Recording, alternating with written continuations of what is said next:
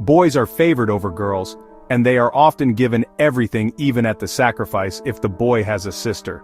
The sister has to give up her savings, or is pressured to, so he can buy a house and get married.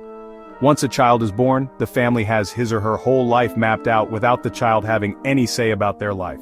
Most Chinese families are like this. The child is put into a kindergarten and pressured to learn English and other topics.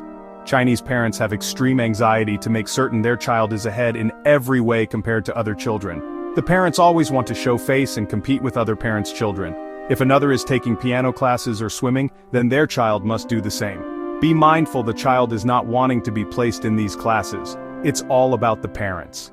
If the parents are middle class or rich, they always have their children busy with extra classes all week.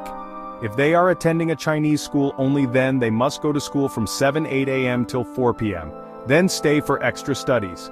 Chinese students have no regular teenage life as we do in the West. They have no social skills and most are very selfish. Hence, you see all these bad behaviors from Chinese tourists around the world. Parents pressure their child extremely hard, and most parents didn't study that hard. The generation born from 1996 onwards have awoken to this dead-end cycle. They realize this linear repetitive cycle must end. Some students commit suicide from all the pressure. This statistic is kept secret by the Chinese Communist government. Chinese culture is all about showing face. The Vietnamese, Japanese, Koreans, and other Asian cultures have the same saving face culture. Mothers that are hard on their child are called tiger mothers. These mothers mostly cannot speak English and they believe they know what English classes or learning techniques are best, but have no language skills themselves. Many Chinese have never left China and have a very isolated view of the world. Many Americans are like this as well. However, Americans are more open. Then, after finishing school, the man or woman must find a wife or husband because their parents demand it. But now the latest generation is fighting back against this cycle of debt, expensive childbearing, and expensive housing. They realize all their money will go to debt and their child's education.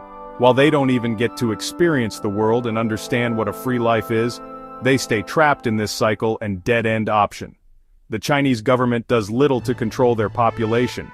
They use marriage traditions to control them.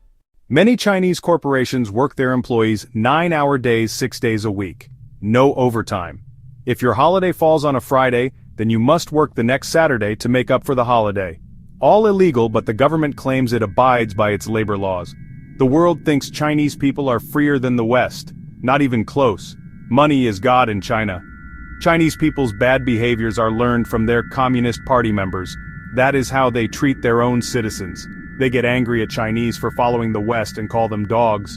But it's okay for the Chinese Communist Party to treat its own citizens like dogs. The Chinese people for the most part do not even realize this reality. In the end, who still rules the world? The West does. The West still holds all the high-tech and military tech systems. The government copies and steals to keep up with the West. In spite of these efforts, they are still not leaders of high-tech chips. Taiwan is not part of China. The communist views them as a threat because it shows how prosperous Taiwan is without the Communist Party.